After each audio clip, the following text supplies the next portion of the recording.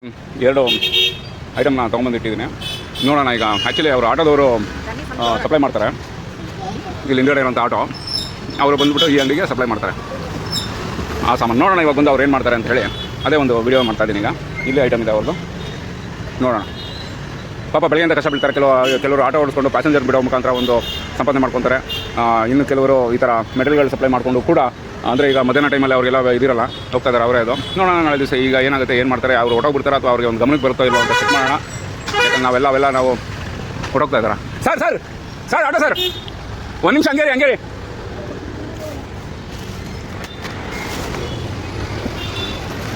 ಅಲ್ಲ ಸರ್, ನೀವು ನಂಬಿಕೆ ಇರಬೇಕು, ಇಷ್ಟೊಂದು ನಂಬಿಕೆ ಇಟ್ಕೊಬಾರ್ದು.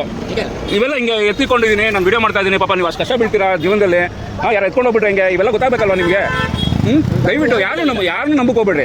ನಾವು ವಿಡಿಯೋ ಮಾಡ್ತಾ ಇರ್ತೀವಿ ಅವನ್ನೆಲ್ಲ ಕಳ್ತನಗಳಾಗುತ್ತೆ ಅಂತೇಳಿ. ಪಾಪ ನೀವು ಇದೊಂದು ವಿಡಿಯೋ ನೋಡೋದು ನಿಮ್ಗೆ ಗೊತ್ತಾಗುತ್ತೆ. ಶಬರಿ ಜ್ಯೂಸ್ ಒಳಗೆ ಹೋಗ್ಬಿಟ್ಟು ಬರ್ತಾ ಇದ್ದೀರಾ.